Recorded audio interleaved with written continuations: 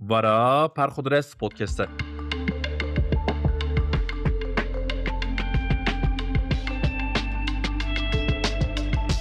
بهار به حساب ساعتان هدی دست خاطده دورو در دوره دقل بینه رنگین هاوینه لی هوا هینجی ساره هینجی جلین زوستانه لسر منن دا باو بینا بهاره هنکی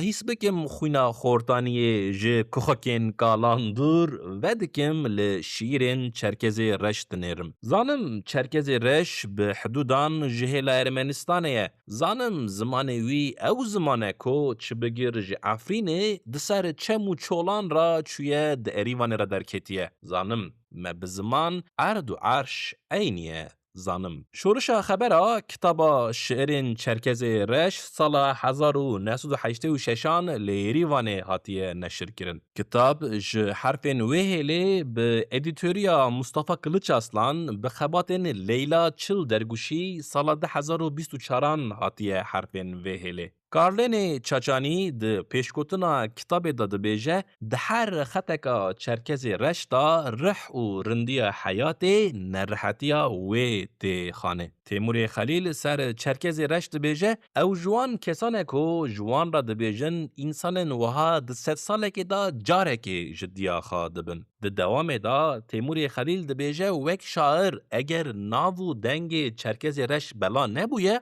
ده بیجه اوجی جویه کو فیلوزوفی و فکر کوریا ویا شاعری تام نهاتیه فهم کرن دخوینم شیران دخوینم بارانا لموسکوی کو چرکز رشت ده بیجه ده دلوی دا سورگول و بونه ازمان شیرین شعاره کی دخوینه ده شیرک آدن دا کو سر فریک یوسفه چرکز رشت بیجه خما دنیه چاره جحب و حسکرنه جی نابقه و دبیجه دل دیشه و شاعر دخلقه تنه دخلقه اما نا مرنجی هیه دنیا کو نبویه ملکی تدلا تا نها دبینم شیرک جی پی 30 سالیا خرا نویسیه چرکز رش دبیجه بوکا بهار دلوه نرمک تجی دبن دل خونچه و ممک هوا سار بجی بهاره و دل رزیل نکتیه کال نبویه هاره یک kadın ده شیر kadın da خانما چرکز رش حلالا و گازنجه نخواه که بری شیری جی جه اولک شستینسکی گوتنک شغل شاعر البت زوره لی حال جناوی جی نت حاله دکنم هلکو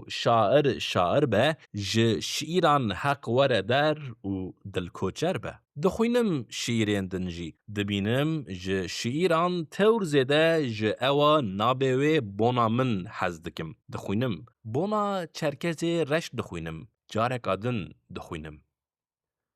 ایوار خوشه شوشه چم بر گوشه شوشه حبا عظیم گشه شوشه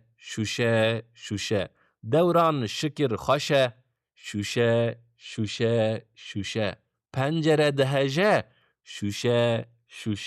شوشه با چاد گرجه شوشه فکرک شک خشوشه شوشه جاوک گوشه